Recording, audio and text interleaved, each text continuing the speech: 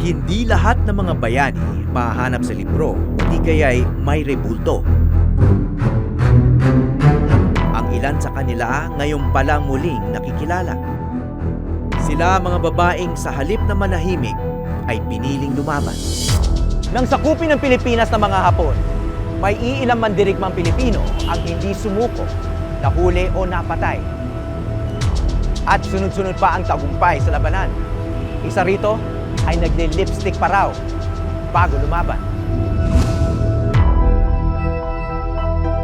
Ngayon buwan ng kababaihan, kilalanin natin ang ilang babaeng hindi lang tumulong sa pagtanggol ng bayan, kundi naging commander pa.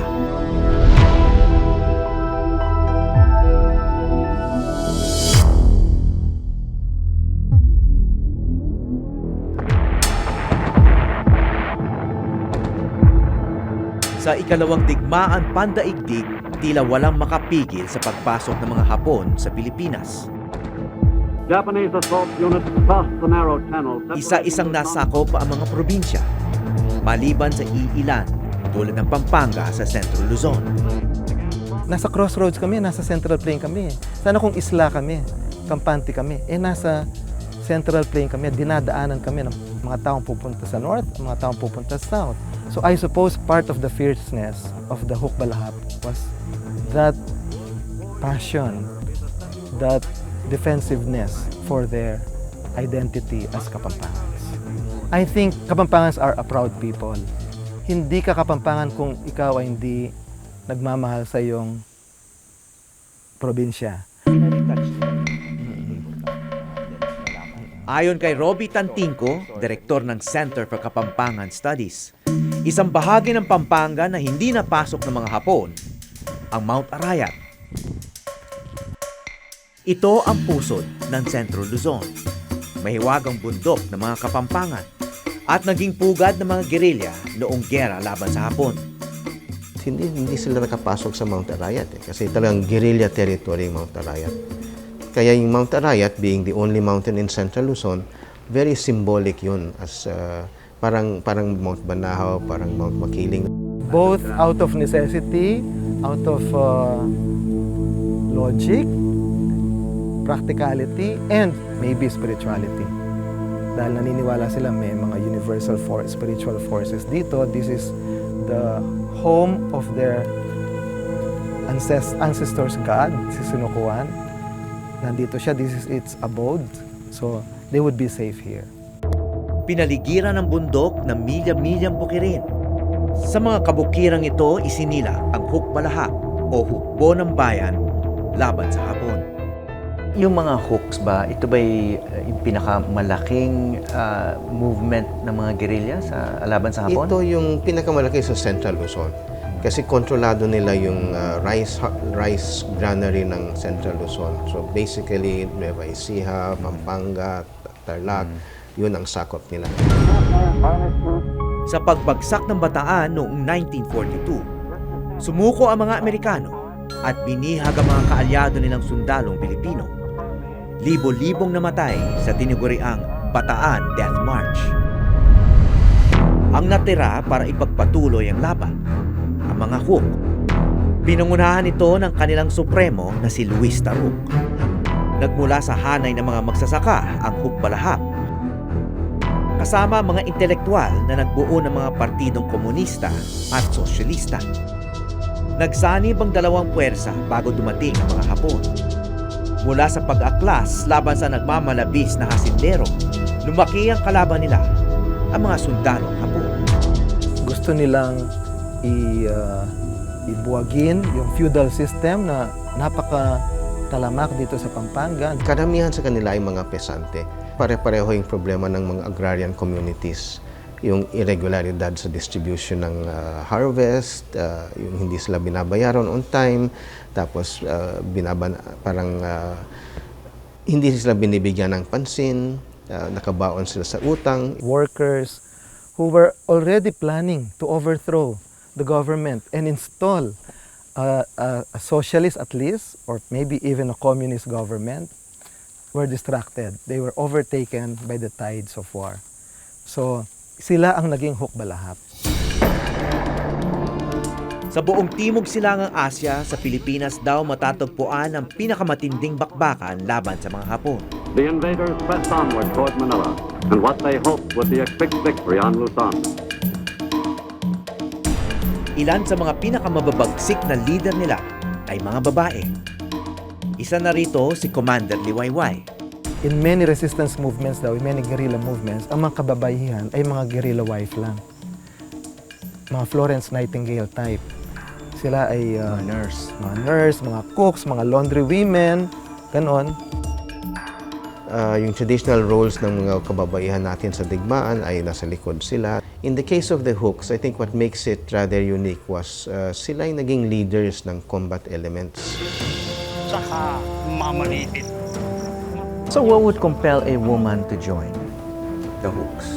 Galit, let's say nakita niya na ginahasa yung nanay niya. O May grievance. May grievance.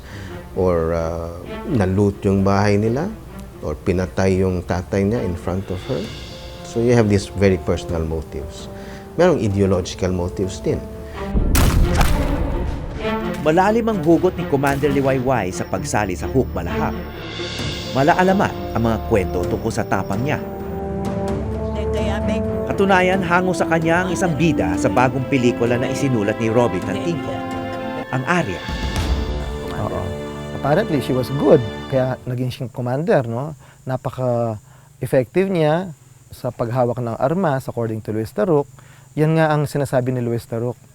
Ang kahiba ng Hukbalahap sa lahat ng mga resistance movements ay yung role ng mga babae. Bago maging commander, isang dalagang mahilig manahi, si Remedios Gomez. Si Commander Liwayway, bago pumutok ang giyera, ay isang napakagandang high school senior.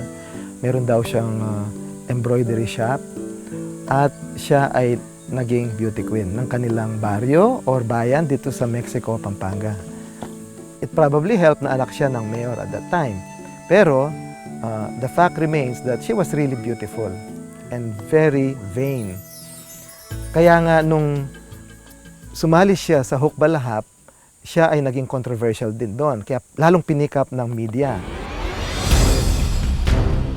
Nagbago ang buhay ni Remedios nang dumating ang mga Hapon. Mayor ng Mexico, Pampanga ang kanyang ama at naging aktibo sa kilusan. Nang dumating ang mga Hapon, tinorture ang kanyang ama sa harap ng buong bayan. Ng mga Hapon. Ng mga Hapon, yes. Tinorture, tapos pinatay, at hindi pinayagan ang mga kamag-anak na puntahan ang kanyang bangkay. Kaya masakit na masakit ang loob nila, so much so that it prompted this very vain, very docile young woman to join the Hukbalahap. Wala niyo kaya sopan? Kantayo kami? Nabuo ang loob niyang ipaghiganti ang kanyang ama. At ito ang nakita ng mga Hook. Kaya si Remedios kalaunay naging Commander Liwayway, pinuno ng isang squadron. Si Commander Liwayway was one of those women who rose to fame as a tactical commander. Na siya ay hindi lang sa headquarters, para talagang nasa field siya. She would lead soldiers to the fight. She would lead Hooks in a firefight. But si Commander Liwayway, parang she never lost her femininity. Itong mga tropa niya, puro lalaki. Mga lalaki. Dito sa bundok ng Arayat na patunayan ni Commander Liwayway ang kanyang galing sa pamumuno. Sa Battle of Camansi. So according to Luis Taruc, itong si Commander Liwayway was very good at it. And in fact, nagkaroon siya ng evolution then, personal evolution or realization from being a vain woman. After the war, naging ano na siya, mas malalim. All she talked about daw was about fighting for her beloved country. And nasa libro ni Luis Taruc na nung nabaril siya dito sa Mount Arayat at siya ay nagdideliryo sa taas ng lagnat dun sa infection ng kanyang mga sugat, ang tinatanong daw niya ay, kumusta ang aking mga tao, pinaglalaban ko sila, etc., which made Luis Taruc, the Hook Supremo, cry. dahil na-touch siya talaga dun sa mga sinabi niya at sa tindi ng patriotism ng babaeng ito.